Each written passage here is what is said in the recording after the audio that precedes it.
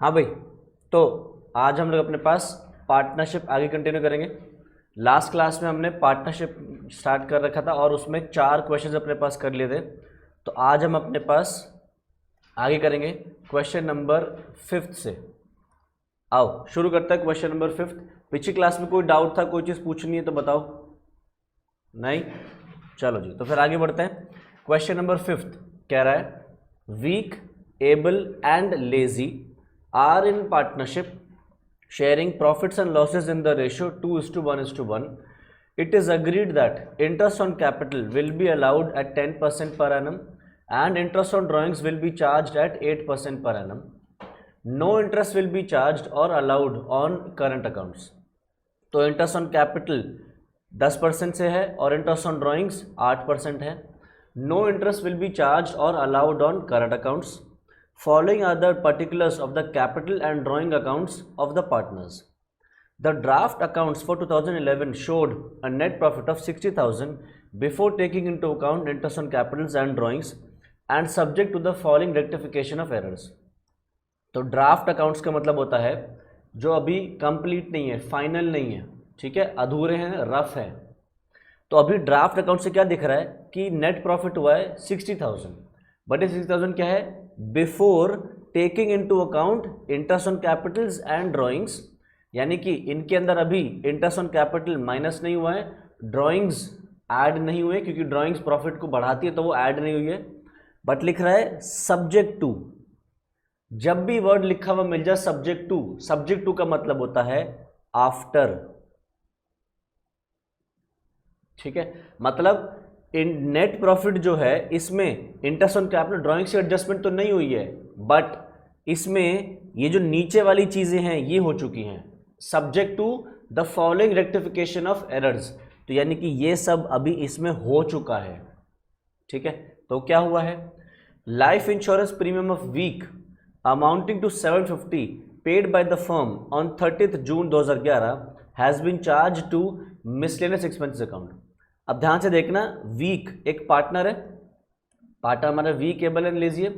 तो उसमें वीक जो है उसका लाइफ इंश्योरेंस प्रीमियम है 750 रुपये का। किसका है, वीक का। वो लाइफ इंश्योरेंस प्रीमियम फर्म ने पे कर दिया और उसको कहाँ डाल दिया, मिसलेनियस एक्सपेंसेस अकाउंट में। इसको कहाँ दिखाना चाहिए था, ये जो वीक की जिंदगी के ऊपर, लाइफ के ऊपर इंश्योरेंस प्रीमियम पे किया 750 रुपये, इसको कहाँ दिखाना चाहिए था। तो ये भी तो पीएल में जाएगा नालायक, अगर इसको पीएल में डालेगा तो ये बिजनेस एक्सपेंसेस भी प्रॉफिट लॉस में जाता है। ये 750 रुपये ड्रॉइंग्स है,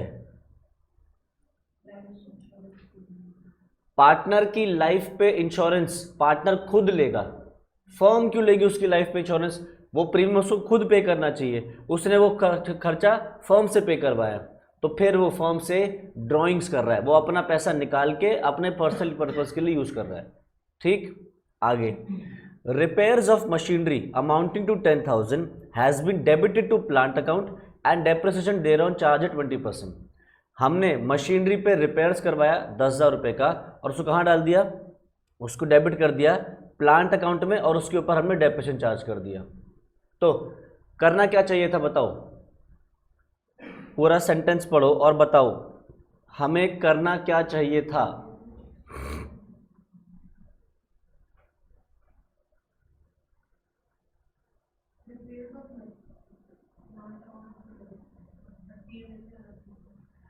हमें इसको रिपेयर्स की तरह से दिखाना चाहिए था। उन्होंने उसको कहाँ डेबिट कर दिया है, प्लांट अकाउंट में।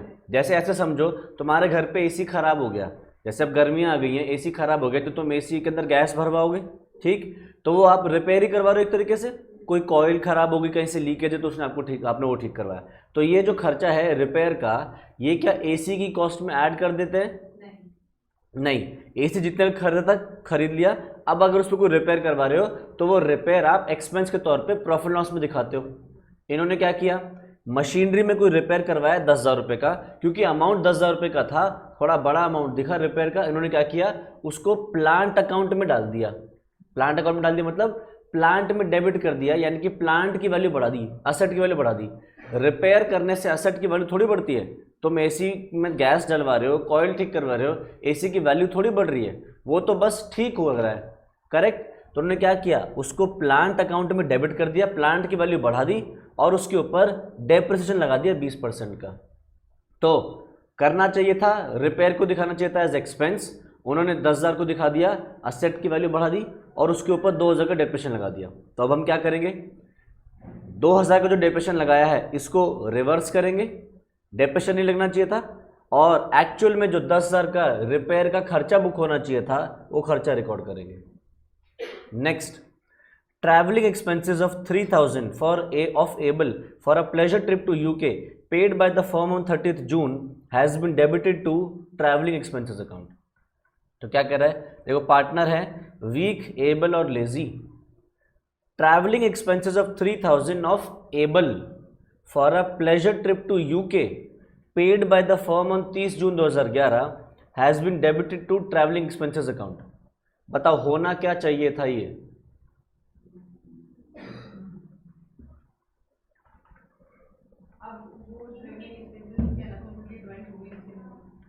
ये जो 3,000 ट्रैवलिंग एक्सपेंसेस है प्लेजर ट्रिप के लिए, प्लेजर ट्रिप मतलब घूमना फिरना, ठीक है, घूमने फिरने के लिए उसने 3,000 रुपये खर्च करवाए फर्म से, तो ये ड्राइंग्स है और फर्म ने कहां दिखा दिया इसको, ट्रैवलिंग एक्सपेंसेस में। तो क्या करेंगे, ड्राइंग से माइनस करेंगे, मतलब कैपिटल से माइनस करेंगे, ड्राइंग से तौर पे दिखाएंगे, और उन्होंने खर्चे दिखा दिए हैं तो ये खर्चा नहीं है, ये प्रॉफिट को बढ़ा देगा, प्रॉफिट में ऐड कर देंगे।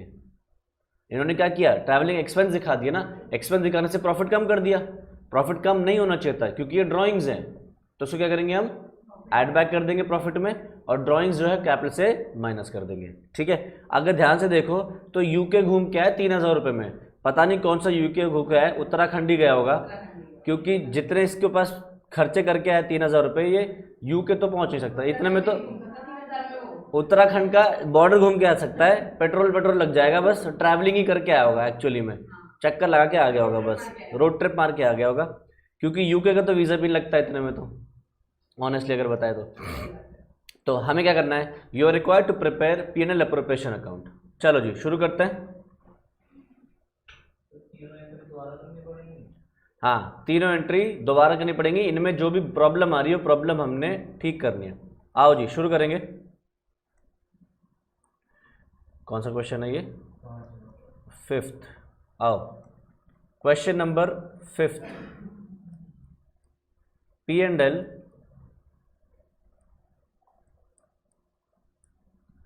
Appropriation account.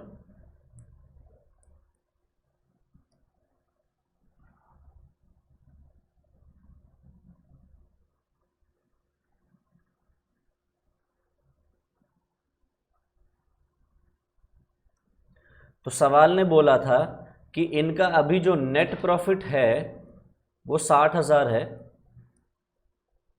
और इस नेट प्रॉफिट में अभी इन्होंने interest on capital, interest on drawings तो नहीं एडजस्ट किया हुआ, बट ये नीचे की 3 चीज़ें उन्होंने इसमें एडजस्ट कर दी हैं, ठीक है जी। आओ देखते हैं, पहले ये लाइफ इंश्योरेंस प्रीमियम था 750 रुपये का, जो कि वीक की लाइफ के ऊपर था, इन्होंने क्या दिखा दिया, उसको एक्सपेंस के तौर पे दिखा दिया। तो एक्सपेंस दिखाने से प्रॉफिट बढ़ गया कि घट गया, कम हो गया, हमें क्या करना है, बढ़ाना है, क्योंकि वो एक्चुअल में ड्राइंग्स एक्सपेंस नहीं होता। तो लाइफ इंश्योरेंस प्रीमियम वापस ऐड कर दो। ओए ये कहाँ डाल रहा हूँ, इनकम में आएगा ना, लाइफ इंश्योरेंस प्रीमियम 750। अगला रिपेयर्स करवाए थे मशीनरी पे 10,000 रुपये का, उसको रिपेयर का खर्चा दिखाने की जगह पे उसको प्लांट की कॉस्ट में डाल दिया और उस पर डेप्रिसिएशन चार्ज कर दिया। तो अब हम क्या करेंगे, रिपेयर दिखाएंगे एज एक्सपेंस, और जो डेप्रिसिएशन एक्सपेंस बुक किया था उसको रिवर्स कर देंगे। तो रिपेयर्स डाल दो यहाँ पे एक्सपेंस के तौर पे, और जो डेप्रिसिएशन हमने लगाया था वो डेप्रिसिएशन रिवर्स कर दो, इनकम बन जाएगा वो। तो 10,000 रुपये उन्होंने प्लांट में डाला था, उस पर 20% डेप्रिसिएशन लगाया, यानी कि 2000 रुपये डेप्रिसिएशन दिखा दिया था उन्होंने। आगे travelling expenses of 3000 of a pleasure trip to UK of Able was paid by the firm. तो इसको हमने ट्रैवलिंग एक्सपेंसेस में डाल दिया, तो इसको भी क्या करें, इनकम के तौर पे दिखाएंगे। तो डालो यहाँ पे ट्रैवलिंग एक्सपेंस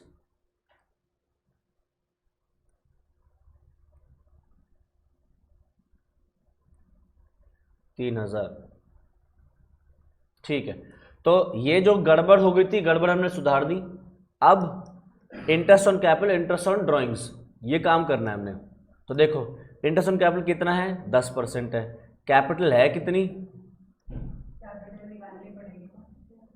नहीं दी, कैपिटल दी नहीं है। कैपिटल हमारे पास सवाल में है ही नहीं।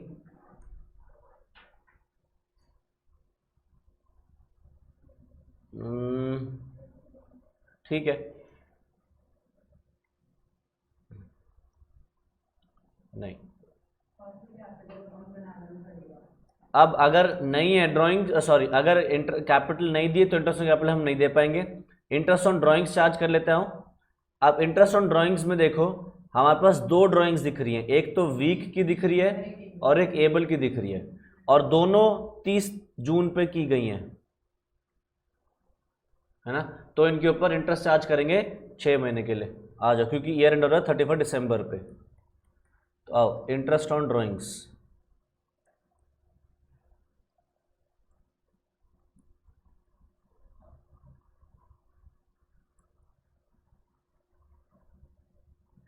तो पहली ड्राइंग वीक की है, 750 रुपये की ड्राइंग करी थी उसने, इस पे 8% फॉर 6 मंथ्स। तो सीधा 750 का 4% निकाल दो। और दूसरी ड्राइंग है एबल की, 3000 रुपये उसने ट्रैवलिंग एक्सपेंसेस के करवाए थे, 8%, और उसने भी 30 जून को ही करा था वो पैसा, तो इस पे भी 6 महीने। तो ये तो 120 हो गया, 4 30 रुपये आया क्या, 30 रुपये। तो इंटरेस्ट ऑन ड्राइंग्स 30 रुपये वीक का और एबल का 120। Interest on drawings P&L appropriation में कहाँ डालेंगे,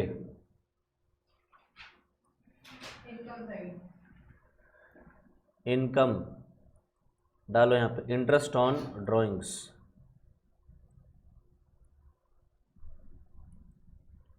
तो वीक, एबल और लेजी, लेजी की ड्राइंग ही नहीं है, हाँ तो छोड़ दो।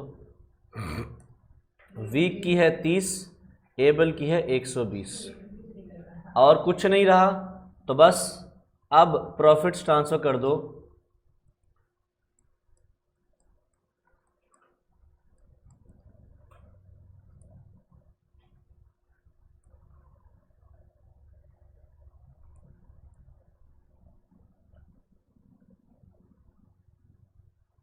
और इनका प्रॉफिट शेयरिंग रेशियो 2:1 है, सॉरी 2:1 है, 2:1 है इनका रेशियो। तो देखना इस कितना आ रहा है, 1900। बहुत बढ़िया, 60,000 तो यहीं दिख रहा है, 55,900। तो उसको बांटो 2:1 में, चेक कर लो सब 55,900 आ रहा है ना।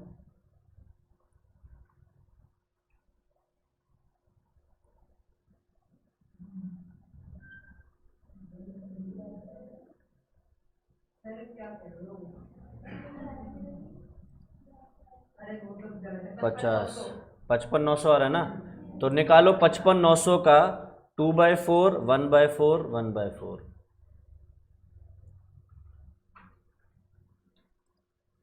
सोनू कह रहा है ये क्या हो गया, ये ऐड किया ये माइनस किया, प्रॉफिट्स आ गए, उसको 2:1 में बांट दे। 27950, 13975, ये आ रहा होगा।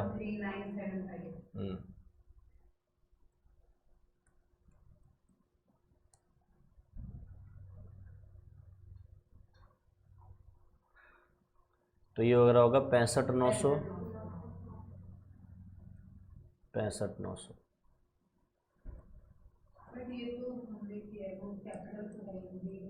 तो कैपिटल नहीं दी तो इंटरेस्ट ऑन कैपिटल नहीं निकालेंगे, और क्या।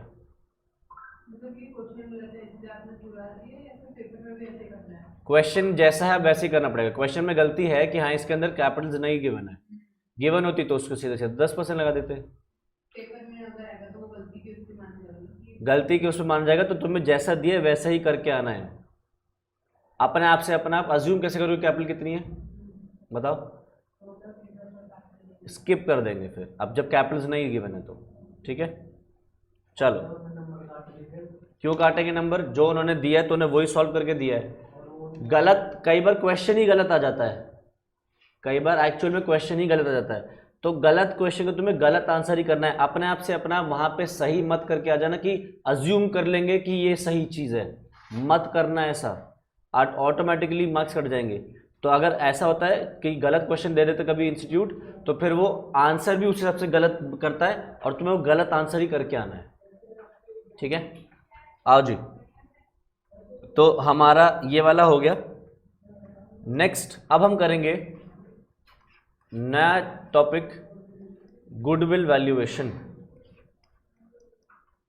याद करो, चैप्टर तुम लोग 12th क्लास में भी पढ़ के आए हो, वैल्यूएशन ऑफ गुडविल।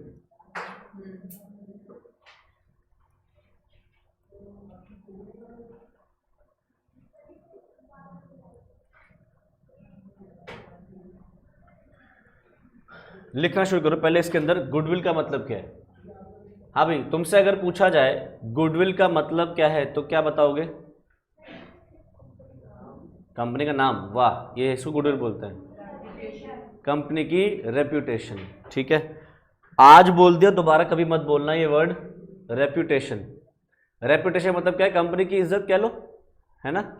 कंपनी की इज्जत, ऐसे अगर देखोगे कि इज्जत को तुम वैल्यू करने लग गए, तो ये हो सकता है कि हिमानी की नज़र में सोनू की कोई इज्जत ही ना हो, या सोनू की नज़र में हिमानी की कोई इज्जत ना हो, तो क्या उसकी गुडविल, इनकी गुडविल नहीं हो सकती।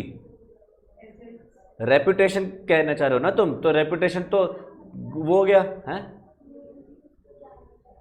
नाम से उसको जाना जाए। तो नाम तो गुंडे का भी होता है, नाम से उसको भी जाना, तो उसकी भी रेपुटेशन बना लेंगे हम तो, हैं। जैसे अभी गैंगस्टर्स मारे गए हैं, पता होगा तुम लोगों को, आतिक अहमद और अशरफ अहमद गैंगस्टर्स थे, इनको मारा गया, तो इनकी भी रेपुटेशन है, नाम से इनको भी जानते हैं। रेपुटेशन तो रेपुटेशन है, क्यों उसने वो तो MP MLA भी बन गए थे। और बताओ, आतिक अहमद।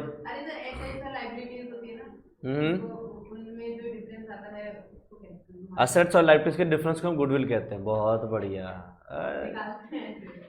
कोई इसके दिल ताली बजाओ इसके गालों पे, बीच में रख के इसको, नालायक। वो परचेज ऑफ असेट्स बिजनेस करते हैं तब होता है वो, जब किसी का बिजनेस खरीदते हैं तब डिफरेंस निकालता है गुडविल। गुडविल का मतलब होता है future expected profits arising due to past efforts. Future में होने वाले प्रॉफिट्स, और क्यों होंगे वो प्रॉफिट्स, क्योंकि हमने पास्ट में उनके लिए मेहनत करी है। ठीक है, तो लिखो डेफिनेशन अपने पास। Goodwill means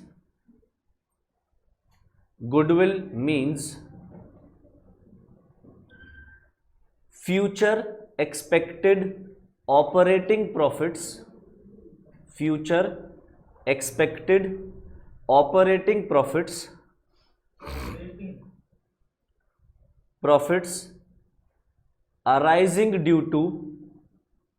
arising due to past efforts।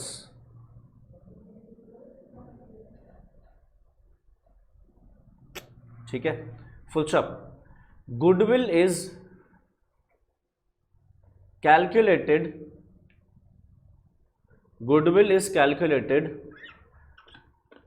as per AS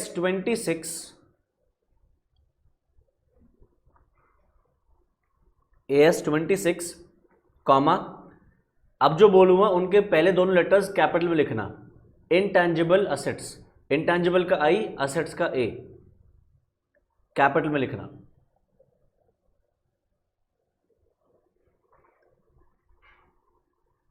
full stop.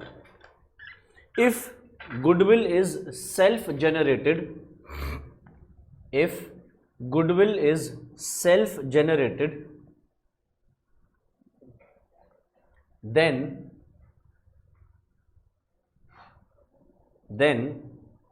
it is not recorded in the books, then it is not recorded in the books।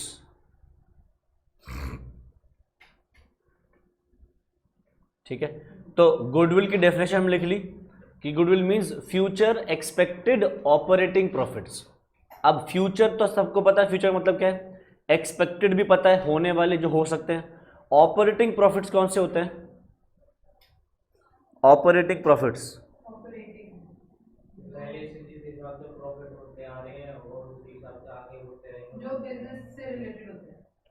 Operating profits वो प्रॉफिट्स होते हैं जो आपके normal day to day course of business से होते हैं profits. जैसे, ठीक है, जैसे मेरा काम है टीचिंग, तो मुझे टीचिंग से अगर तुम्हारे हिसाब से तुम जो वर्ड बोलते हो रेपुटेशन, तो मेरी रेपुटेशन कहाँ किस फील्ड में बनेगी? टीचिंग बनेगी मेरी रेपुटेशन। तो मैं अपने टीचिंग के बिजनेस से, टीचिंग के प्रोफाइल से जो पैसा कमा रहा हूँ, जो प्रॉफिट्स कमा रहा हूँ, वो है मेरा ऑपरेटिंग प्रॉफिट। बट मैं और जगह से भी प्रॉफिट कमा सकता हूँ, जैसे शेयर्स में इन्वेस्ट कर दिया, कमा लिया, म्यूचुअल फंड्स में इन्वेस्ट कर लिया, कमा लिया, किसी और साथ में कोई छोटा बिजनेस कोई साथ में खोल लिया, उसमें कमा लिया। बट मेन काम मेरा क्या है? टीचिंग। तो जो टीचिंग से, सिर्फ और सिर्फ टीचिंग से, मेन चीज से जो मुझे होने वाला प्रॉफिट है, उसको बोलते हैं हम ऑपरेटिंग प्रॉफिट। और वो फ्यूचर वाले टीचिंग के प्रॉफिट्स जो होंगे वो बनेगी मेरी गुडविल। ठीक है, तो हम क्या करेंगे, अगर मेरे प्रॉफिट्स में कोई भी नॉन ऑपरेटिंग इनकम है या नॉन ऑपरेटिंग एक्सपेंस है, उसको हम वहां से हटा देंगे, क्योंकि मुझे गुडविल निकालनी है। और गुडविल कौन सी है? फ्यूचर में होने वाले ऑपरेटिंग प्रॉफिट। और अगर मेरे अभी के प्रॉफिट्स में कोई भी चीज नॉन ऑपरेटिंग है, तो मुझे क्या करना चाहिए? उसको हटा देना चाहिए, क्योंकि मैं क्या कर रहा हूं, मुझे सिर्फ ऑपरेटिंग चाहिए। ठीक है, तो नॉन ऑपरेटिंग इनकम या नॉन ऑपरेटिंग एक्सपेंस हम वहां से रिमूव कर देंगे। ठीक, अब गुडविल को हम कैलकुलेट करते हैं एज पर AS 26 accounting standard 26 intangible assets. ये तुम्हें सिखाया जाएगा डीप में जब तुम पहुंचोगे इंटरमीडिएट में। इंटरमीडिएट में AS 26 तुम्हारे को ग्रुप 2 में सिखाया जाएगा अकाउंटिंग का, और वहां पे थॉरली पढ़ोगे कि कैसे गुडविल कैलकुलेट की जाती है। अब अगर आपने गुडविल खुद सेल्फ जनरेट करी है तो उसकी कैलकुलेशन नहीं की जाएगी। जैसे एप्पल का लोगो है, तुम ध्यान से देखो, अगर एप्पल का लोगो ही किसी चीज़ के ऊपर लग जाए तो ऑटोमेटिकली वो सामान बिकने लगता है। मैकडॉनल्ड्स का M है, ठीक है। अब अगर तुम हाईवे पे जा रहे हो, कहीं पहाड़ों पे जा रहे हो, कहीं पे भी जा रहे हो, दूर से ही अगर तुम्हें मैकडॉनल्ड्स का M दिख जाए तो मम्मी पापा गाड़ी रोक दो, मैकडॉनल्ड्स जाना है, भूख लग रही है, सडनली भूख लगने लगती है क्योंकि वो लोगो दिख गया। तो दिमाग में आती है फ्रेंच फ्राइज, दिमाग में आता है मैकपफ, मैकपफ तो कम आता है बर्गर, कोल्ड ड्रिंक, या बचपन में आता था हैप्पी मील, जब छोटे थे हैप्पी मील आती थी, ठीक है, तो आता था, मतलब अभी भी आता है। जैसे ही हाईवे पे दूर से अगर वो बड़ा सा M दिख जाए, मैकडॉनल्ड्स की बिल्डिंग ना दिखाई दे रही हो बट वो M दिख जाता है और भूख लग जाती है, और मैकडॉनल्ड्स पे क्या है, शायद रुकवा भी ले तो गाड़ी। तो वो मैकडॉनल्ड्स का M अगर तुम देखो तो सेल करवा रहा है मैकडॉनल्ड्स के लिए, वो M मैकडॉनल्ड्स का सेल करवा रहा है ना। तो वो जो सेल करवा रहा है, अब ये बताओ कितने लोग उस M को देख के ही रुकते हैं, या कितने लोग जब नजदीक पहुंच जाते हैं तब उनको बिल्डिंग दिखाई देती है, मैकडॉनल्ड्स का रेस्टोरेंट दिखाई देता है, तब वो रोकते हैं, बोर्ड से प्रॉपर जो रेस्टोरेंट दिखने लगता है जब। तो ये बताना मुश्किल है ना कि M देख के कितने लोग आए या एप्पल का लोगो देख के कितने लोगों ने खरीदना शुरू कर दिया। तो ये क्या है, सेल्फ जेनरेटेड आइटम्स हैं जो असेट्स के तौर पे आ रहे हैं। तो अगर आपका कोई भी सेल्फ जनरेटेड असेट है, खुद का बनाया हुआ असेट है, तो फिर आप उसको रिकॉर्ड नहीं करोगे। आपने कोई असेट खरीदा, उसके अंदर गुडविल आ गई, वो आप रिकॉर्ड कर सकते हो। या किसी चीज के ऊपर आपने एक्चुअल में एक्सपेंस करा है, जैसे कोविड की वैक्सीन है, तो कोविड की वैक्सीन के ऊपर खूब रिसर्च की गई होगी, रिसर्च एंड डेवलपमेंट किया गया होगा, उसके ऊपर खूब पैसा खर्च किया गया होगा, उसके बाद कोविशील्ड कोवैक्सीन का फॉर्मूला बना होगा। तो आप इन चीज़ों को, आप क्योंकि खुद खर्च करके पैसा बना रहे हो, ये चीज़ें आप एसेट के तौर पे रिकॉर्ड कर सकते हो, बट जो सेल्फ जनरेटेड गुडविल है उसको आप कभी भी रिकॉर्ड नहीं करोगे। ठीक है, तो अब आते हैं हम अपने पास methods of valuation of goodwill. तो डालो नीचे मेथड्स ऑफ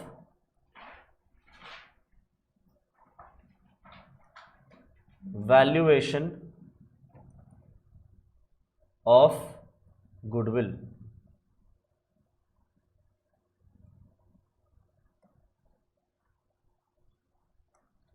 डालो इसमें सबसे पहला, जो सब ऑलमोस्ट सारे बच्चे पढ़ चुके होंगे, एवरेज प्रॉफिट मेथड। ये सबका फेवरेट मेथड रहा होगा क्योंकि इसके अंदर सबसे कम काम रहता था।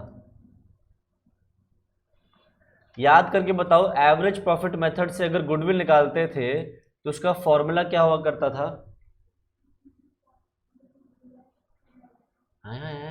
यही तेरे पता है, तेरे से आवाज निकल के आशा तक कान तक नहीं गई होगी। सुनाई दिया से तुझे? देख ले, आशा तक कान तक नहीं पड़ गई, वो पहले नीचे गिर गई।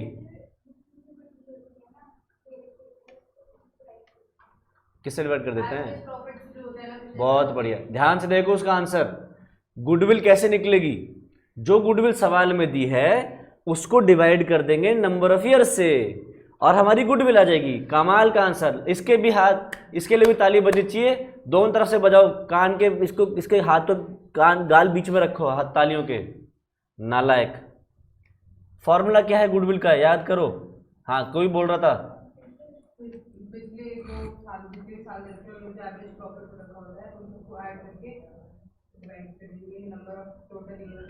अच्छा, जो आंसर आता है उसको फिर हम कुछ कर देते हैं, उसको दही में डाल के दही भल्ला समझ के निपटा देंगे।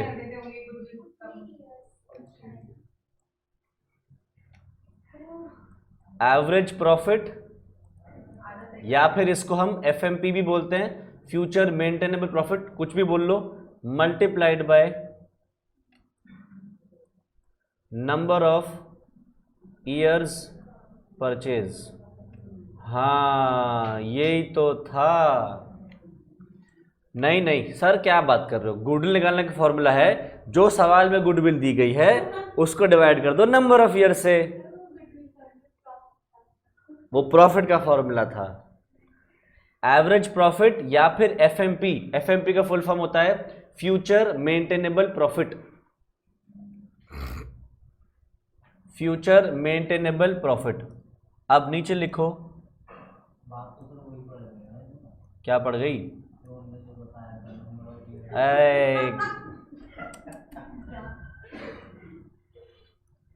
तेरे को तो थपकी से मारना चाहिए। एक बार एक को मना कर दिया कि ये नहीं है, उसके बाद भी कह रहा है नहीं, गुडविल को ही डिवाइड करो ईयर से। एवरेज प्रॉफिट को मल्टीप्लाई करो नंबर ऑफ ईयर से, तुमने भी वही बोला था।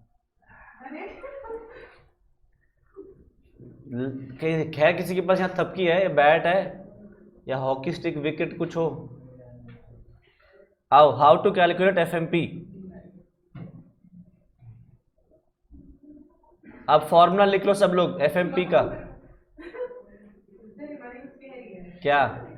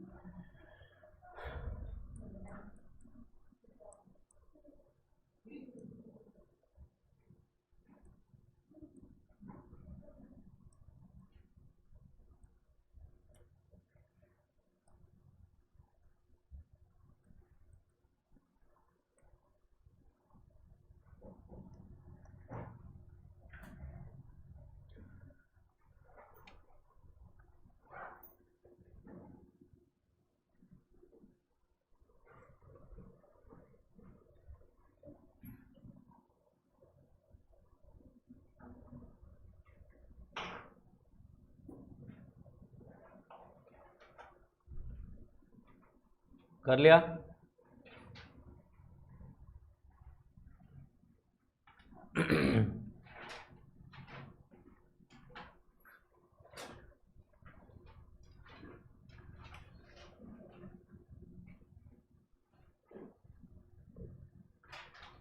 Future maintainable profits. चलो अब देखो हमने क्या कोशिश करनी है, हमारा एम है गुडविल निकालना, और गुडविल क्या है?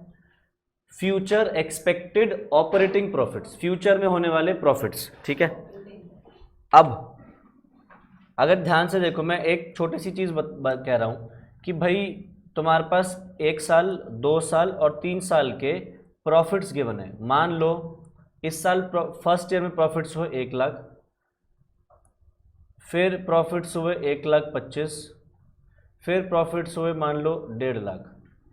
ठीक है, अब कोई तुमसे कह रहा है कि यार प्रिडिक्ट करो या बताओ कि चौथे साल में कितने प्रॉफिट्स होंगे, तो क्या कुछ अनुमान लगा के बता सकते हो कि कितने प्रॉफिट्स होने चाहिए चौथे साल में?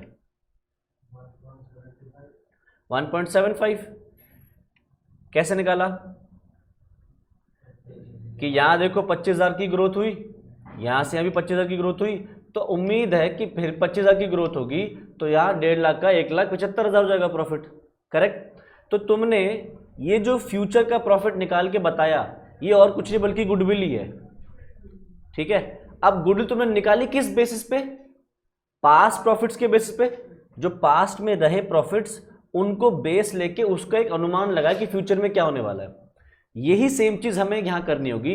जब हम एवरेज प्रॉफिट निकालेंगे या जिसको हम एफएमपी बोल रहे हैं वो निकालेंगे, तो कैसे निकालेंगे हम?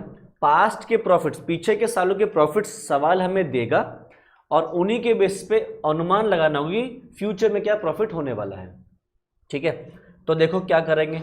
सवाल हमारे को जैसे 3 साल का, मैं एज्यूम कर रहा हूँ 3 साल, हो सकता है 4 साल भी हो सकता है, 2 साल ही हो। तो सवाल हमारे को कुछ इंफॉर्मेशन दे देगा, प्रीवियस मान लो 3 साल के प्रॉफिट्स दे दिए। अब हमें क्या चाहिए? हमें चाहिए गुडविल, और गुडविल है future expected operating profits, future में होने वाले ऑपरेटिंग प्रॉफिट। ठीक है, तो इसके अंदर मैंने बोला था नॉन ऑपरेटिंग चीजें या नॉन ऑपरेटिंग एक्सपेंसेस इनकम्स हम वहां से एलिमिनेट कर देंगे। करेक्ट? अब हमने फ्यूचर सोचना है, तो सोचो ये हैं पास्ट के प्रॉफिट्स, मान लो ये है 2 लाख, यही वही फिगर ले लेते हैं, 1 लाख, 1,25,000 और 1.5 लाख। ठीक है, इनमें प्रीवियस ईयर में कुछ कुछ चीजें हुई होंगी। अब हमने उन चीजों को सोच के देखना है फ्यूचर में क्या होने वाला है। देखो, एक एबनॉर्मल गेन हुआ या एक एबनॉर्मल लॉस हुआ। एबनॉर्मल गेन मतलब जो अनएक्सपेक्टेड गेन था, आपको कहीं मान लो लॉटरी लग गई, सडनली कहीं से खूब सारा पैसा आ गया, या कोई बहुत बड़ा कॉन्ट्रैक्ट हाथ लग गया और वहां से सडनली पैसा आ गया जो दोबारा नहीं आएगा। तो पास्ट में एक एबनॉर्मल गेन हुआ, लॉटरी लग गई पिछले सालों में, क्या फ्यूचर में भी पक्का लगेगी? लगेगी नहीं। तो पिछले साल के प्रॉफिट्स उन गेन की वजह से क्या हो गए होंगे? बढ़ गए होंगे। बट क्या फ्यूचर में बढ़े हुए प्रॉफिट्स होंगे? नहीं। तो जिस साल भी बढ़ रखे होंगे प्रॉफिट्स, हम उस साल माइनस कर देंगे। कोई एबनॉर्मल लॉस हुआ है तो एबनॉर्मल लॉस पास्ट ईयर में तो हुआ, पीछे के सालों में क्या हर साल लॉस होता ही रहेगा एबनॉर्मल, कि फैक्ट्री में आग लग गई, चोरी हो गई, कुछ भी हो गया? नहीं। तो फ्यूचर में नहीं होने वाला ना। तो पास्ट में नुकसान हुआ ठीक है, बट फ्यूचर में नहीं होने वाला नुकसान, तो वो प्रॉफिट्स में वापस ऐड कर दो कि भैया फ्यूचर में नहीं होने वाला ये। अगला, रेक्टिफिकेशन ऑफ एरर। अगर हमारे पुराने प्रॉफिट्स में कोई गलती है और उन गलत प्रॉफिट्स के बेसिस पे फ्यूचर निकालने निकलोगे, तो फ्यूचर के प्रॉफिट भी कैसे निकलेंगे? गलत निकलेंगे ना। अगर तुमने पास्ट में पढ़ाई नहीं करी और एक दिन पहले पढ़ाई कर रहे हो तो क्या होगा? फेल ही होगे ना। तो यानी कि अगर पास्ट के प्रॉफिट्स में गलतियां हैं तो हमें क्या करना पड़ेगा? उनको ठीक करना पड़ेगा ताकि फ्यूचर के सही प्रॉफिट्स निकलें। तो वो एरर से प्रॉफिट्स या तो प्लस भी हो सकते हैं, माइनस हो सकते हैं, तो हमें वो रेक्टिफिकेशन करनी है, इसलिए प्लस या माइनस कुछ भी हो सकता है, और जिस साल में भी रेक्टिफिकेशन है वो कर देंगे। अगला, अगर कोई करंट असेट या करंट लायबिलिटी हमारी रीवैल्यू हो रही है, जैसे स्टॉक की वैल्यू हम बढ़ा रहे हैं, लायबिलिटी की वैल्यू घटा रहे हैं, कुछ भी कर रहे हैं, तो उससे भी हमें प्रॉफिट होता है। अगर जैसे फॉर एग्जांपल क्लोजिंग स्टॉक की वैल्यू बढ़ा दूं, सोच के बताना, अगर मैं क्लोजिंग स्टॉक की वैल्यू बढ़ा दूं तो प्रॉफिट्स के साथ क्या होगा? डंगरों, प्रॉफिट्स बढ़ जाएंगे, क्योंकि क्लोजिंग स्टॉक कहां जाता है? अगर ट्रेडिंग अकाउंट में डालोगे तो कहां जाएगा? क्लोजिंग स्टॉक ट्रेडिंग की क्रेडिट साइड पे जाएगा, और ट्रेडिंग क्रेडिट साइड पे क्या आता है? इनकम। इनकम की साइड अगर बढ़ा दोगे तो प्रॉफिट्स क्या होंगे? बढ़ जाएंगे। ठीक है, तो अगर कोई करंट असेट या करंट लायबिलिटी रीवैल्यू हो रही है, उसकी वैल्यू में उतार चढ़ाव हो रहा है, तो वो रीवैल्यूएशन भी हम यहाँ पे प्लस माइनस करेंगे। बट ध्यान रहे, फिक्स्ड असेट्स की रीवैल्यूएशन इसके अंदर नहीं आएगी। अगर फिक्स्ड असेट्स या लॉन्ग टर्म इन्वेस्टमेंट्स रीवैल्यू कर रहे हो वो मत डाल देना, सिर्फ और सिर्फ करंट असेट या करंट लायबिलिटी की रीवैल्यूएशन इसके अंदर आएगी। आगे, अगर कोई नॉन ऑपरेटिंग इनकम है, जैसे मेरा मेन काम टीचिंग है, टीचिंग से मुझे पैसा आता है, बट मैंने बैंक में एफडी कर रखी है, उससे इंटरेस्ट मिलता है, किसी कंपनी के शेयर्स खरीद रखे हैं, उससे मुझे डिविडेंड भी मिलता है, तो मेरे लिए इनकम तो और सोर्सेज से भी आ रही है, बट मुझे अपनी गुडविल किस बिजनेस में बनानी है? टीचिंग में ही। तो मुझे जो नॉन ऑपरेटिंग इनकम है, रेंट रिसीव्ड, कहीं मैंने प्रॉपर्टी रेंट पे दे रखी है अपनी, उस पर रेंट रिसीव हो रहा है, डिविडेंड रिसीव हो रहा है, इंटरेस्ट रिसीव हो रहा है, तो जो भी नॉन ऑपरेटिंग इनकम है वो मुझे माइनस करने, क्योंकि मुझे ऑपरेटिंग प्रॉफिट चाहिए अपने। और लास्ट, फिक्स असेट या इन्वेस्टमेंट बेच के अगर कोई प्रॉफिट या लॉस हो रहा है उसको हम वहां से एलिमिनेट कर देंगे। सोचो, क्या मेरा मेन काम फिक्स एसेट बेचना है अपने बिजनेस के, अपने बिजनेस फिक्स बेचना है, मेरा मेन काम नहीं, मेरा मेन काम टीचिंग है, तो ये काम मैं कभी कभी करता हूं कि मुझे कोई फिक्स एसेट बेचना पड़ गया, कोई लॉन्ग टर्म इन्वेस्टमेंट बेचनी पड़ेगी, कभी कभी है, तो बेच के जो प्रॉफिट होगा या लॉस होगा वो भी कभी कभी होगा। फ्यूचर में भी होता रहेगा क्या बार बार? नहीं। तो अगर मुझे फिक्स एसेट या इन्वेस्टमेंट बेच के कोई प्रॉफिट हुआ है तो वो प्रॉफिट क्या करूं? माइनस, और अगर कोई लॉस हुआ है तो वो ऐड, क्योंकि मुझे फ्यूचर में ये नहीं होने वाला। तो देख रहे हो हमने क्या किया, पास्ट के प्रॉफिट्स को इस तरीके से एडजस्ट किया कि वो अब फ्यूचर रिफ्लेक्ट कर रहे हैं, इसलिए अब जो फाइनल फिगर आती है इसको क्या बोलते हैं हम? Adjusted profits. आपने इनको एडजस्ट किया है, ठीक है। अब इन एडजस्टेड प्रॉफिट्स का आपने एक एवरेज निकाल लिया डिवाइडेड बाय 3, तो आ गया ये।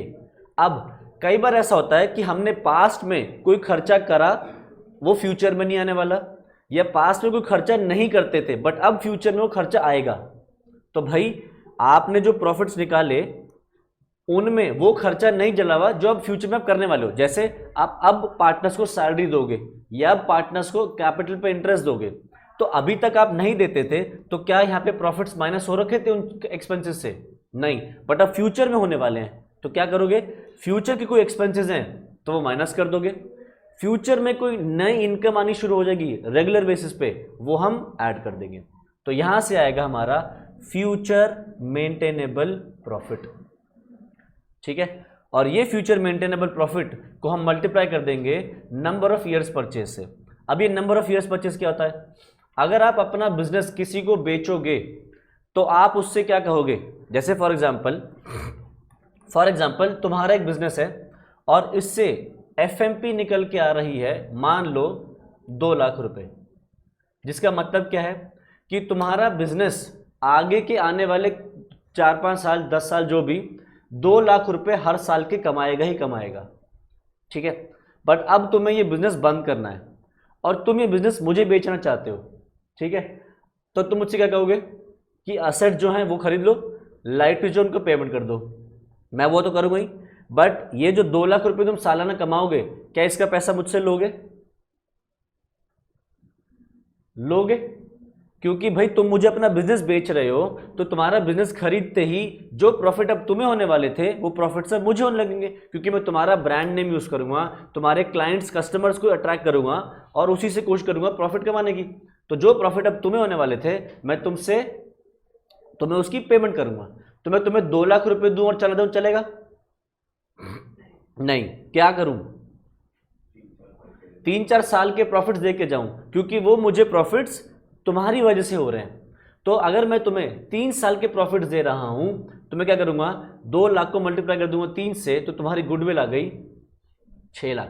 तो नंबर ऑफ ईयर्स परचेज मतलब कितने साल के प्रॉफिट्स आप खरीद के लेके जा रहे हो। मैं तुम्हारे प्रॉफिट्स 3 साल के खरीद के लेके जा रहा हूं तो 2 लाख इंटू 3, 2 साल के लेके जा रहा हूं तो 2 लाख इंटू 2, इसको बोलते हैं नंबर ऑफ ईयर्स परचेज, ठीक है। तो एवरेज प्रॉफिट इसका फॉर्मूला हो गया ये, एवरेज प्रॉफिट या फिर एफएमपी, डिवाइडेड नहीं है ये, कुछ बच्चे डिवाइड समझ लेंगे इसको, ये और है कहना मतलब है, ठीक है। बताओ एफएमपी की कैलकुलेशन में कोई डाउट है तो बोलो, नहीं?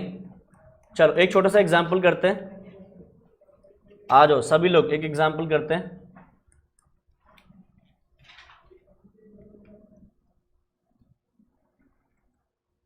Profits of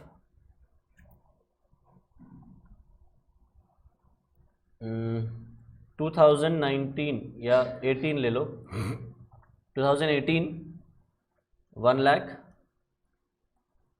19 80,000, 20 1,20,000, 21 1 lakh.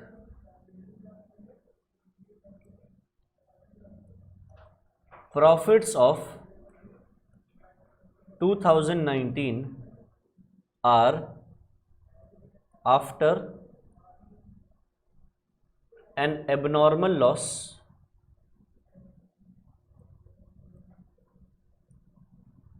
of rupees 20,000,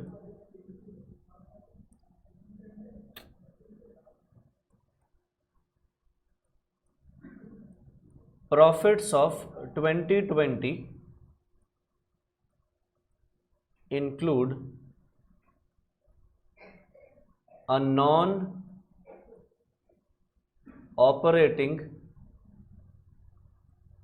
income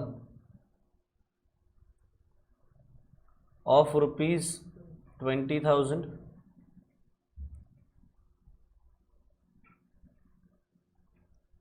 goodwill is calculated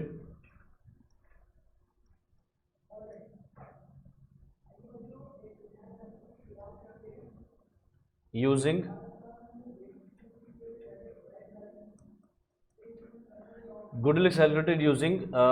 average profits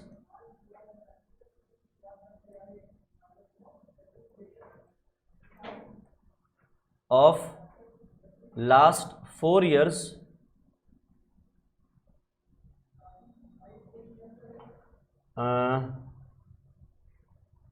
valued at 3 years purchase.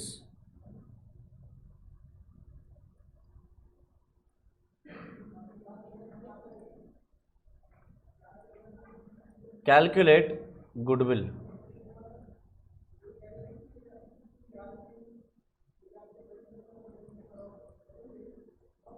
Calculate goodwill.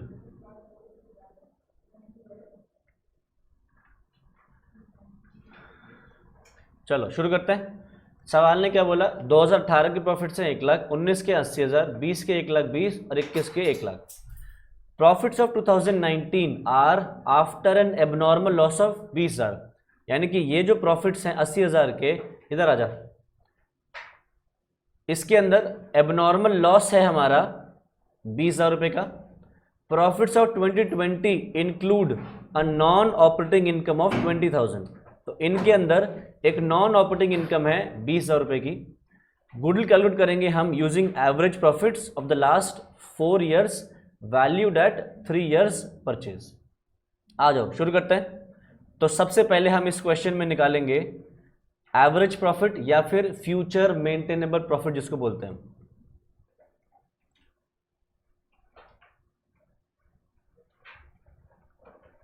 Calculation of FMP, तो ईयर 1, 2, 3, 4। अब प्रॉफिट्स जो हमें गिवन है, पहले साल के 1 लाख, फिर 80,000, 1,20,000 और 1 लाख, यही प्रॉफिट्स हमारे को गिवन है, मैंने लिख दिया।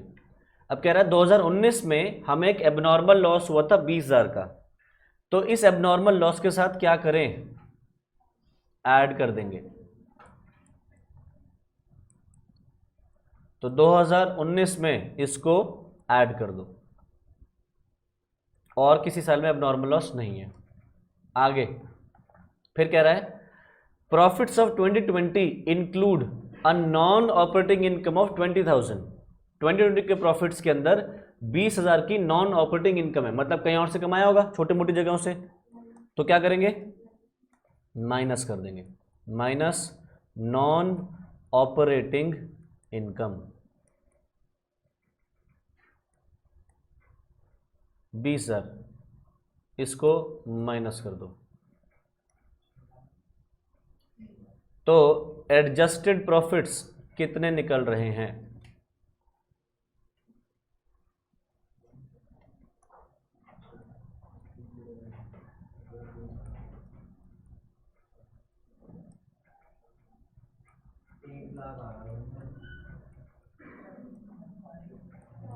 सारा 1 लाख आ गया।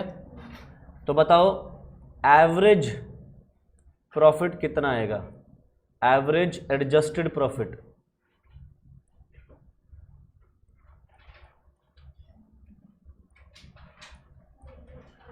फोर लाख डिवाइडेड बाय 4, मतलब 1 लाख 1 लाख 1 लाख 1 लाख 4 लाख डिवाइडेड बाय 4, यानी कि एवरेज प्रॉफिट आ गया 1 लाख। अब कोई फ्यूचर की इनकम या फ्यूचर का एक्सपेंस गिवन है,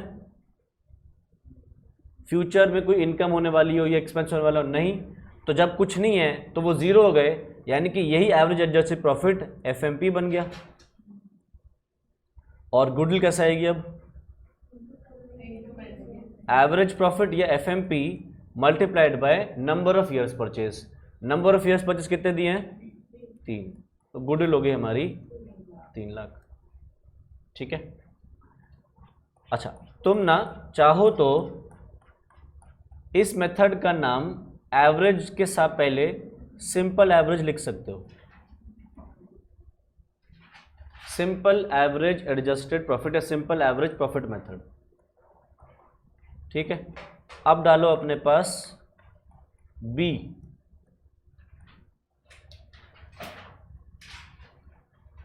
weighted average profit method.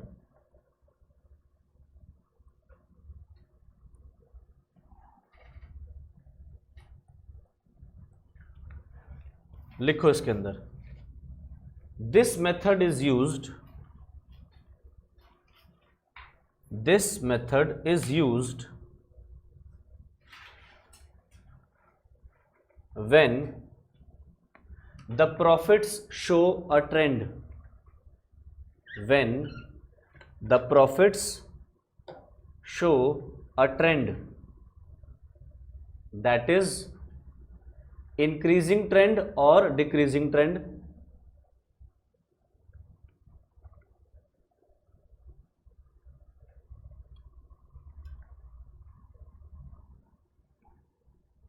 Increasing trend और डिक्रीजिंग ट्रेंड। नीचे फॉर्मूला लिखो, goodwill is equal to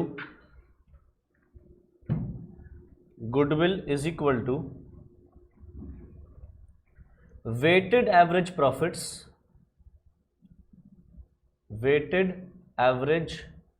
profits, या हम इसको वेटेड एफएमपी भी बोल सकते हैं, multiplied by number of years purchase.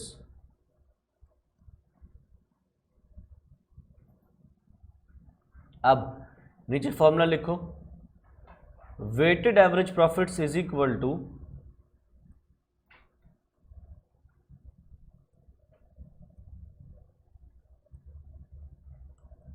Some of weighted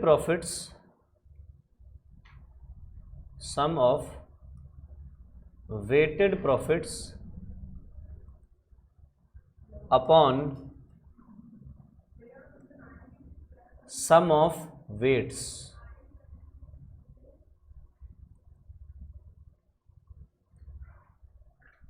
ठीक है, आओ इसको भी, ये वैसे भी ये भी तुम लोगों को स्कूल में कराया जाता है, बट तुमसे कहा जाता है कि ये तभी यूज करना जब सवाल कहे, अदरवाइज नहीं कहा जाता तुमसे इसको यूज करने के लिए क्लास 12th में। तो देखो ईयर 1 2 3 3 साल हैं, 3 सालों में प्रॉफिट्स वो ही ले रहा हूं, 1 लाख, 1,25,000 और 1.5 लाख पास के प्रॉफिट्स हैं। अब ईयर 4 के कोई तुमसे कह रहा है प्रॉफिट्स प्रिडिक्ट करो, तो ईयर 4 के प्रॉफिट्स कितने बताओगे? 1,75,000। ठीक है, तो तुमने क्या देखा कि देखो यहाँ 25,000 से बढ़ा, यहाँ 25,000 से बढ़ा, तो यहाँ भी 25,000 से ही बढ़ेगा। ठीक है, तो तुमने 1,75,000 बोला इनको देख के, बट तुमने सबसे ज्यादा इंपॉर्टेंस इनमें से किसको दी? सबसे ज्यादा इंपॉर्टेंस, सबसे ज्यादा वजन किसको दिया? लास्ट वाले को। तुमने इससे ज्यादा ही बताए या इससे कम बताए? ज्यादा। इसको नहीं दी इंपॉर्टेंस उतनी, इसको इंपॉर्टेंस देते तो इससे ज्यादा बता देते, 1,10,000 1,15,000 देते। तुमने इससे ज्यादा बताया, 1,50,000 से ज्यादा बताया, तो तुमने क्या कहा? भैया इससे तो ज्यादा ही होगा। तो सबसे ज्यादा इंपॉर्टेंस, सबसे ज्यादा वजन, वेटेज तुमने इसको दिया। तो तुम्हें यहां देखो कंटिन्यूसली एक ट्रेंड दिख रहा है, इंक्रीजिंग ट्रेंड। उल्टा भी हो सकता है कि मान लो प्रॉफिट दिख रहे हैं 80,000, 65,000, 50,000, या तुम लोग ने दिमाग में बात बैठा लेते हो इसलिए ये लो, यहां से यहां कितने की ग्रोथ डिक्लाइन आया? 15,000 का डिक्लाइन आया। यहां से यहां 10,000 का डिक्लाइन आया। तो अब चौथे साल में कितना क्या होना चाहिए प्रॉफिट? 55 से कम, 50 नहीं। मुझे पता तुम लोगों ने इसमें भी ट्रेंड ढूंढ लिया कि देखो सर 15, फिर 5,000 कम हुआ 10, अब इसमें भी 5,000 कम हो जाएगा, यानी कि 50 हो जाएगा। मेरा कोशिश थी कि ये ट्रेंड तुम्हारे दिमाग से हटाऊं, बट नहीं, नालायकों ने उसमें भी ट्रेंड ढूंढ लिया कि भैया सेम पैटर्न पे ही चलेंगे। हम लोगों को अभी तक 4th क्लास में बैठे हैं, जहाँ पे 4th क्लास की बुक सॉल्व करते थे कि पहली फिगर 2 4 6, तो अगली क्या है 8, 10 12 14, तो अगली 16। ये नहीं कि भाई कोशिश करने की मैं ट्रेंड हटाने की कोशिश कर रहा हूँ, ट्रेंड बना लेंगे उसके अंदर भी। अगले साल जो भी प्रॉफिट होगा वो 55,000 से कम होगा। ठीक है, तो क्या है, यहां पे भी ट्रेंड मत दिमाग में बैठाओ। ये ऐसा भी हो सकता है कि 1 लाख से 1,10,000 हुआ, 1,10,000 से 1,50,000 हुआ, तो अगला प्रॉफिट क्या होगा? 1,50,000 से ज्यादा होगा। ठीक है, तो तुम यहां पे सबसे ज्यादा इंपॉर्टेंस इसमें किसको दे रहे हो? ईयर 3 को। यहां किसको दे रहे हो? ईयर 3 को ही दे रहे हो। ठीक है, तो अगर आपके प्रॉफिट्स में एक कंटिन्यूस इंक्रीज या कंटिन्यूस डिक्रीज दिख रहा है, तब हम वहां पे यूज करेंगे वेटेड एवरेज प्रॉफिट। ये जरूरी नहीं है कि इंक्रीज और डिक्रीज का रेट कांस्टेंट हो, कि हर साल 10,000 से बढ़ रहा है, 10,000 से घट रहा है, 5,000 से बढ़ रहा है, 5,000, बस बढ़ता हुआ हो या घटता हुआ हो, तो हम यूज करेंगे वेटेड एवरेज प्रॉफिट। जिसका मतलब क्या है, अगर प्रॉफिट्स हैं कुछ ऐसे 1 2 3, लेट अस सपोज प्रॉफिट्स है 1 लाख, 1,10,000, 1,25,000, तो हम क्या करेंगे, इन प्रॉफिट्स को देंगे वेट।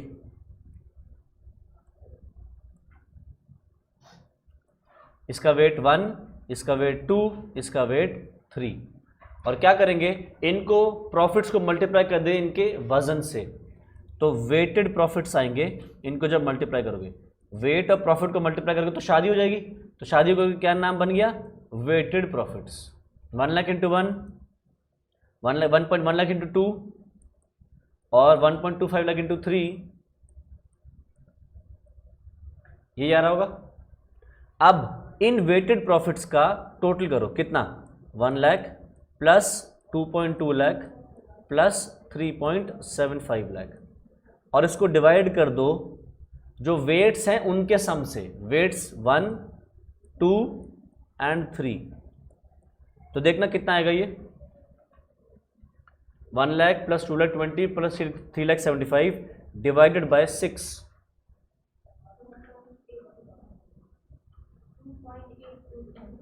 2.825, ये कैसे आ सकता है,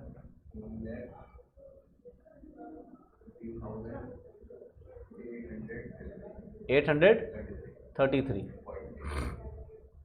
115,833। क्या किया मैंने, प्रॉफिट को मल्टीप्लाई किया वेट से, फिर आए वेटेड प्रॉफिट्स, इन वेटेड प्रॉफिट्स का टोटल किया और डिवाइड कर दिया वेट्स के टोटल से, तो आया 1,15,833।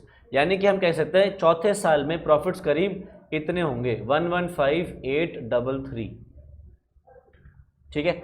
बट ये हम वेट्स तभी दे सकते हैं जब क्या है, कंटिन्यूस इंक्रीज है या फिर कंटिन्यूस डिक्रीज है, ठीक है। तुम्हें पता है, तुमने एक्चुअली में जो काम यहां किया था ना, ये भी एक्चुअली में तुमने वेटेड एवरेज ही किया है, ये भी तुमने वेटेड एवरेज ही किया है। आओ देखो कैसे, लेट अस सपोज प्रॉफिट्स कुछ इस तरीके से हैं, 1,80,000, 1,25,000, चौथे साल में बताओ कितना प्रॉफिट्स उम्मीद कर रहे हो। यहां पे प्रॉफिट घटे, यहां पे प्रॉफिट बढ़े, अब बताओ चौथे साल में कितना प्रॉफिट होगा, बढ़ता हुआ होगा, घटता हुआ होगा, क्या होगा, कुछ भी हो सकता है? प्रॉफिट्स बढ़ भी सकते हैं, घट भी सकते हैं, क्योंकि यहां पे घटा, यहां बढ़ गया। अब बोलो इसमें भी ढूंढ लो ट्रेंड, कब अक्सर घटेगा, देखो पहले घटा फिर बढ़ा, सीसॉ भी तो ऐसे होता है ना, ऐसे ऐसे सीसॉ ही तो बोलते हैं ना, इसको क्या बोलते हैं, सीसॉ ही तो बोलते हैं ना। अभी पहले ऊपर गया नीचे गया, अब देखो ऊपर गया अभी नीचे जाएगा, तो कहना मुश्किल है ऑनेस्टली कि अब क्या होने वाला है। तो तुम यहां पे फिर किसी को भी इंपॉर्टेंस नहीं दे पा रहे, तो तुम यहां पे सभी को इक्वल वेट देते हो, ठीक। मल्टीप्लाई करो और वेटेड प्रॉफिट निकालो, अगर तो आएगा 1 लाख इंटू 1,80,000 इंटू 80,000, 1,25,000 इंटू 1,25,000। फिर क्या करेंगे, वेटेड प्रॉफिट्स का टोटल करो, 1 lakh plus 80 plus 1,25,000 divided by weights का टोटल, वेट्स क्या है, 1 + 1 + 1। अगर तुम ध्यान से देखो तो तुम ये जो काम किया ये नॉर्मली भी कर सकते थे। अगर तुमसे कहा जाए सिंपल एवरेज निकालो, तो क्या करते हो, सिंपल एवरेज में इन सबको ऐड करते हो, डिवाइड बाय 3, चेक करो यहां पे भी तो वही हो रहा है, यही ऐड हो रहे हैं और डिवाइडेड बाय 3। तो जो सिंपल एवरेज है ना, वो भी वेटेड एवरेज ही है, क्यों, क्योंकि हम इनमें सभी को इक्वल वेटेज देते हैं, ठीक है। अच्छा, अब मेरा एक सवाल है, अगर मान लो प्रॉफिट्स कुछ ऐसे हैं, 70,000, 70,000, 70,000, अब कौन सा यूज करोगे, सिंपल एवरेज या वेटेड एवरेज?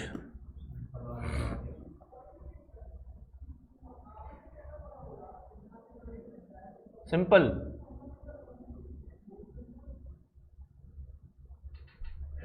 जल्दी सिंपल लगाएंगे। हाँ भाई बुलबुल, इसमें हम यूज करेंगे simple average method. Weighted average कब यूज होगा, जब ट्रेंड है भाई, बढ़ता हुआ ट्रेंड या घटता हुआ ट्रेंड। यहां कोई ट्रेंड है नहीं, तो सिंपल एवरेज ही लगेगा। अगर इनमें बढ़ रहा होता, अच्छा अगर ऐसा है बताओ, अगर ऐसा है तो अब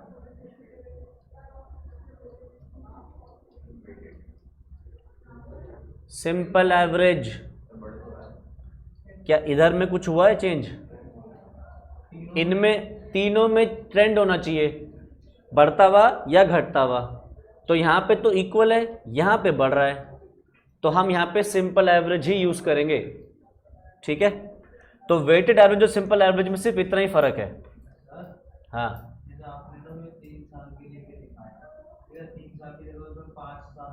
5 साल तक होता तब भी यही देखते, अगर कंटिन्यूसली बढ़ रहा है, कंटिन्यूसली घट रहा है तभी। 4 साल बढ़ रहा है, 1 साल घट रहा है, सिंपल एवरेज। 4 साल घट रहा है, 1 साल बढ़ रहा है, simple average. Continuous increase continuous decrease होना चाहिए। ठीक है, तो वेटेड एवरेज प्रॉफिट में और कोई चेंज नहीं है। इसमें एफएमपी ऐसी निकलेगी जैसे हमने यहाँ सीखा है, जो एवरेज एडजस्टेड प्रॉफिट निकालोगे वो निकालोगे ऐसे ही, बस वेटेड एवरेज करते क्या करोगे, हम यहाँ पे वेट्स दे देंगे। अगर एडजस्टेड प्रॉफिट से ट्रेंड आ गया 1 लाख, 1,25,000, 2 लाख, तो फिर 1 2 3 फिर निकालेंगे वेटेड एवरेज प्रॉफिट। 1 2 3 नॉर्मल लेंगे, बस जे बढ़ता हुआ है या घटता हुआ है ऐसे ही लेंगे, असेंडिंग ऑर्डर में लेंगे हमेशा। तब भी घटता हुआ रहेगा तब भी यही, बढ़ता हुआ रहेगा तब भी यही। वेट्स के अंदर कुछ नहीं करना तुमने, 1 2 3 चलता रहेगा। जैसे 5 साल है तो 1 2 3 4 5, 4 साल है तो 1 2 3 4 बस। ठीक है, तो अब क्या करना, एडजस्टेड प्रॉफिट्स को मल्टीप्लाई करना, वही वेट से आ जाएगा तुम्हारा वेटेड प्रॉफिट्स, और वेटेड प्रॉफिट्स को फिर डिवाइड कर देना वेट से। जो यहाँ पे तुम 3 से डिवाइड करते हो उसको वेट से डिवाइड कर देना, क्या आ जाएगा, सम ऑफ वेट्स, और यहाँ से वेटेड एवरेज प्रॉफिट आ जाएगा। और उसके अंदर फिर वही future expenses future income minus कर देंगे, एडजस्ट कर देंगे, एफएमपी आ जाएगा। और एफएमपी को फिर मल्टीप्लाई कर देंगे इसके अंदर भी नंबर ऑफ ईयर्स परचेज से।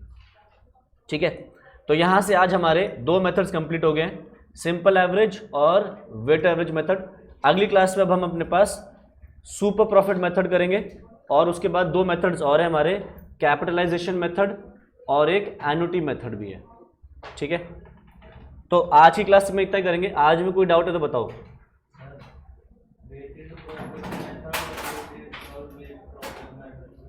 सिंपल एवरेज 2 ही बताए हैं, सिंपल एवरेज और वेटेड एवरेज, एक ही है वो, एक ही है वो। ठीक है, चलो जी, तो फिर आज इतना ही करेंगे, इसके आगे नेक्स्ट क्लास में कंटिन्यू करते हैं। Bye bye.